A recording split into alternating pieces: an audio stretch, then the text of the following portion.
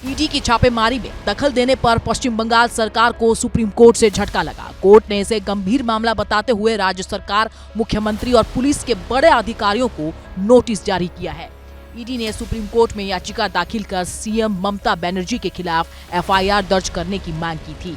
अब इसी को लेकर सुप्रीम कोर्ट ने नोटिस जारी किया है। इसके अलावा सुप्रीम कोर्ट ने ईडी के अधिकारियों पर दर्ज हुई उस एफआईआर पर भी रोक लगा दी जो कोलकाता पुलिस ने दर्ज की थी। कोर्ट ने सभी पक्षों में 2 सप्ताह में जवाब दाखिल करने को कहा है और 3 फरवरी को मामले की अगली सुनवाई होगी।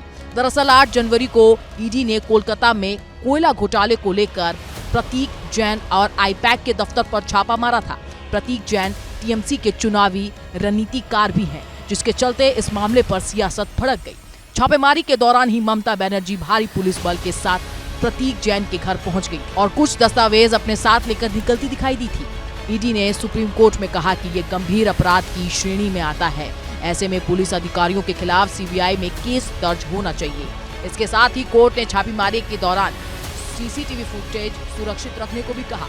सुप्रीम कोर्ट ने सुनवाई के दौरान पश्चिम बंगाल सरकार की तरफ से अभिषेक मनु सिंघवी और मुख्यमंत्री ममता बनर्जी की तरफ से कपिल सिब्बल ने दलीलें पेश की। दोनों वकीलों ने ईडी पर आरोप लगाया। सुनवाई के दौरान अभिषेक मनु सिंघवी ने कहा कि आईपैक टीएमसी की चुनावी रणनीति तैयार करती है और ममता बनर्जी पार्टी के अध्यक्ष की हैसियत से वहां पहुंची थी।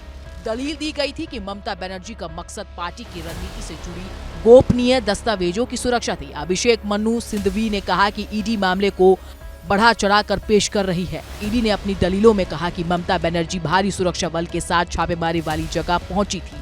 कोर्ट में इसका भी जवाब दिया गया।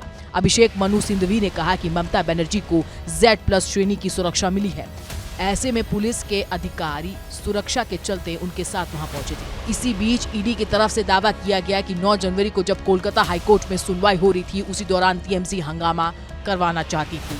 सबूत के तौर पर ईडी ने सुप्रीम कोर्ट में व्हाट्सएप चैट के स्क्रीनशॉट दिए। इस पर टिप्पणी करते हुए सुप्रीम कोर्ट ने कहा कि यानी कोर्ट रूम को जंतर मंतर बना दिया गया है। हालांकि कपिल सिब्बल ने ईडी के इस तर्क का विरोध किया।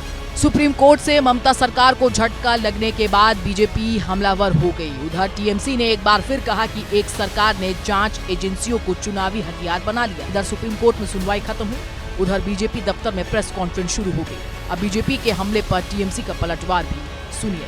कांग्रेस ने भी कहा कि जिस राज्य में चुनाव होता है वहां ईडी, सीबीआई जैसी जांच एजेंसियां पहुंच जाती हैं, मानो वे बीजेपी के लिए काम कर रही है।